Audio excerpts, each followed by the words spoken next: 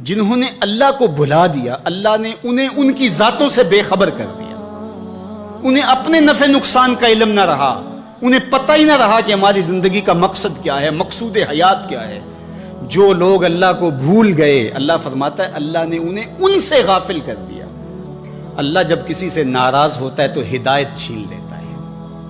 اسی لیے ہمیں ہر روز ہر نماز کی ہر رکعت میں ہدایت مانگنی ہوتی ہے۔ اہدنا الصراط المستقیم، ہر روز مانگتے ہیں، ہر نماز میں مانگتے ہیں، ہر رکعت میں مانگتے ہیں، اللہ ہمیں ہدایت پہ گامزن رکھنا۔ اللہ جب کسی سے ناراض ہوتا ہے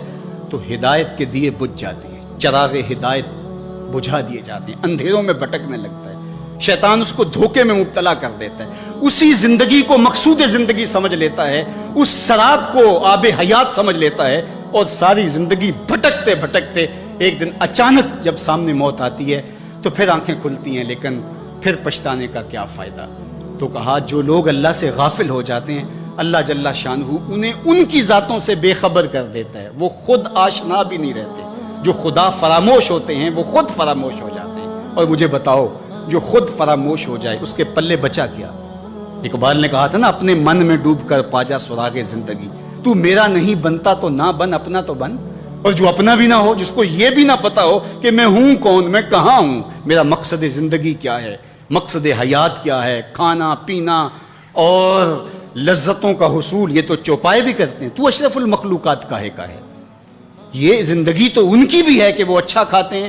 تم تو ایک پاؤ بھر گوشت کھا لیتے ہو، اور شیر روز ایک ہرن جو ہے وہ چاٹ جاتا ہے، وہ تیرے سے زیادہ کھاتا ہے، تیرے سے زیادہ طاقتور ہے،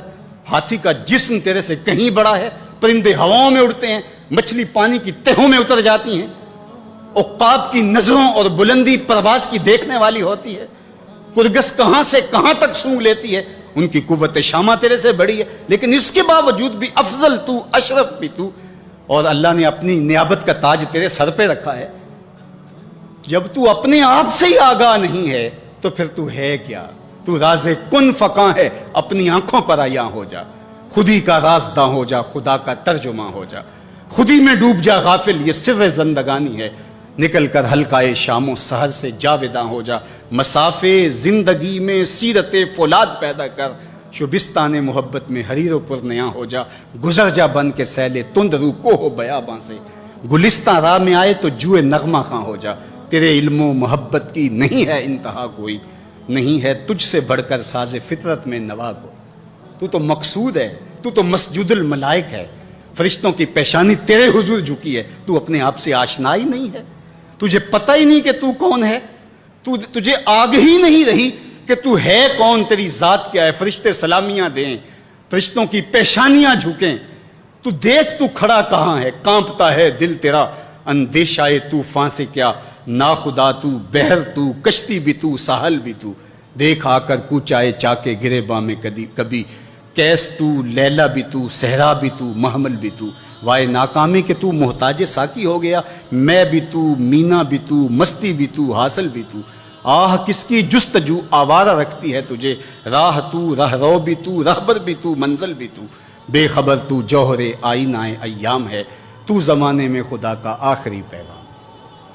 تو سمجھے نہیں کہ تو خدا کو بھول کے سمجھا کہ میری زندگی آزاد ہو گئی، اب میں جو چاہوں کروں، میں خدا کا بھی انکار کر دیا، بلا دیا اس کو۔ کہا جب خدا کو تو بھولا تو خود کو بھول گیا، زندگی کے مقصد کو تو نے فراموش کر دیا، اب بھٹکتا ہے ارض فلات میں، جنگل میں پڑے ہوئے خشک پتے کی طرح، جس کو ہوائیں کبھی ادھر اڑا دیتی ہیں کبھی ادھر اڑا دیتی ہیں، مقصد حیات کا علم نہیں ہے، تو کون ہے، کہاں ہے، تیرا مقصد زندگی کیا ہے، خدا کو بھولنے کا یہ نتیجہ ہے جو تجھے بھگتنا پڑ رہا ہے۔ خدا آشنا ہو جا، خود آشنا ہو جائے گا، تجھے ذات سے آگہی ہو جائے گی، من کا شعور مل جائے گا، تجھے پتہ چلے گا کہ میں کون ہوں، میری زندگی کا مقصد اور مقصود کیا ہے۔ تو اگر تو ایسا نہیں کرے گا تو اللہ تجھے تیرے سے بے خبر کر، تیری ٹانگیں نہیں توڑ دی جائیں گی، تیرا رزق نہیں چھین لیا جائے گا، تیری آنکھوں سے روشنی نہیں اچکی جائے گی، تیرے کانوں کی سماعت نہیں کھینچ لی جائے گی، یہ سب کچھ ہوگا لیکن مقصد زندگی نہیں ہوگا۔ بندہ سمجھتا ہے میں نے انکار کیا تو کیا ہو گیا، میاں اللہ نے تجھ سے ہدایت لے لی۔ کسی زمانے میں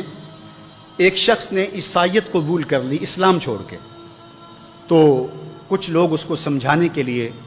علاقے بھر کے علماء جمع ہو کے گئے کہ یہ عجیب ماجرا ہے، تم نے اسلام چھوڑ دیا؟ اس نے کہا ایک دن سخت سردی تھی اور میں نماز پڑھنے لگا تو بے وضو ہی پڑھ لی، اور بڑا ڈرا کہ یہ بہت زیادتی کی میں نے، تو لیکن مجھے ڈر لگ رہا تھا نماز کی حالت میں کہ کہیں اللہ کا قہر نازل نہ ہو جائے، لیکن کچھ بھی نہ ہوا۔ پھر ایک دن میرے پہ غسل واجب تھا اور میں نے اس حالت کے اندر نماز پڑھ لی، اور اس دن میں پھر ڈرا کہ یار زیادتی کی ہے تم نے، اللہ کا قہر آج ضرور نازل ہوگا، لیکن سلام پھرا، میں معمول کی زندگی گزارنے لگا۔ میں نے کہا اسلام تو دین ہی سچا نہیں ہے، میں اتنی توہین کی ہے، اتنی تذلیل کی ہے اس دین کی، لیکن مجھے کچھ نہیں ہوا، تو میں نے چھوڑ دیا اسلام کو۔ تو علماء نے کہا تو کہتا ہے مجھے کچھ نہیں ہوا، اللہ نے تجھ سے دین چھین لیا، تجھ سے دین چھین لیا، تیرے پلے رہا کیا؟ فَأَنْسَاهُمْ أَنفُسَهُمْ أُولَٰئِكَ هُمُ الْفَاسِقُونَ۔ کہا یہ بے حکم ہیں، نافرمان ہیں، جو اللہ کو بھلا دیں، اللہ کو فراموش کر دیں، یہ فاسق لوگ ہیں۔ لا یستوی اصحاب النار واصحاب الجنہ، اہل جنت اور اہل دوزخ برابر نہیں ہو سکتے۔ ایسا نہیں ہوگا کہ ایک ساری زندگی بدکاریوں میں گزارے اور ایک نیکوکار اللہ کی رضا کی سائے میں زندگی بسر کرے اور قیامت کے دن ایک جگہ کھڑے کر دیے جائیں، ایسے نہیں ہوگا۔ افنجعل المسلمین کالمجرمین، اللہ فرماتا ہے ہم ماننے والوں کو اور مجرموں کو کیا ایک جیسا کریں گے؟ ایسا نہیں ہوگا۔ اللہ تعالیٰ جل شانہ انصاف بھی کرے گا۔ ہاں، جس کو 33% نمبر دے کے پاس کیا جاتا ہے اس کی پوزیشن نہیں ہوتی، اس کو پاس ضرور کر دیا جاتا ہے، چلو اس کو سٹار لگا کے پاس کر دو، پوزیشن انہی کی ہوتی ہے جنہوں نے محنت کی ہوتی ہے، رت جگہ کاٹے ہوتے ہیں۔ تو کہا مجرم اور ماننے والے برابر نہیں ہوں گے، تو فرمایا کہ وہ بے حکمے ہیں جو اللہ کے حکموں کو توڑتے ہیں، اس کے احکام کی جو ہے وہ توہین کرتے ہیں۔ تو جنت والے اور دوزخ والے برابر نہیں ہو سکتے، جنت والے جنت کے مزے لیں گے اور جہنم والے جہنم کی جلستی آگ میں ایک ذلت کی زندگی کاٹیں گے، موت بھی نہیں ہوگی وہاں۔ اللہ تعالیٰ جل شانہ قیامت کے میدان میں موت کو مینڈے کی شکل میں ظاہر کرے گا۔ کہتے ہیں جنت میں جا کے جنتیوں کے سینے میں ایک ہی خدشہ ہوگا، کھٹکا ہوگا، کہیں موت نہ آ جائے اور یہ نعمتیں چھن نہ جائیں، اور جو جہنمی ہے ان کے سینے میں ایک ہی امید کا چراغ روشن ہوگا، کبھی موت آ گئی تو مر جائیں، جان چھوٹ جائے۔ پھر مینڈے کی شکل میں روایت میں آتا ہے کہ موت کو لایا جائے گا، جنتی جنت سے، جہنمی جہنم سے گردنیں نکال کے اس منظر کو دیکھ رہے ہوں گے، پھر موت کو ذبح کر دیا جائے گا۔ جنتی اتنے خوش ہوں گے کہ اگر موت کو موت نہ آئی ہوتی تو یہ خوشی سے مر جاتے، اور جہنمی اتنے افسردہ اور دکھی ہوں گے کہ اگر موت کو موت نہ آئی ہوتی تو یہ صدمے سے مر جاتے۔ اب موت بھی نہیں ہے، جلو جہنم میں، اور یہ جنت والے فائز المرام،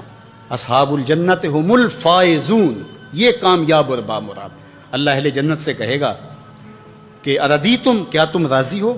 تو وہ کہیں گے ہمیں کیا ہوا کہ ہم راضی نہ ہو، ہمیں تو وہ ملا کہ جس کا ہم تصور بھی نہیں کر سکتے تھے۔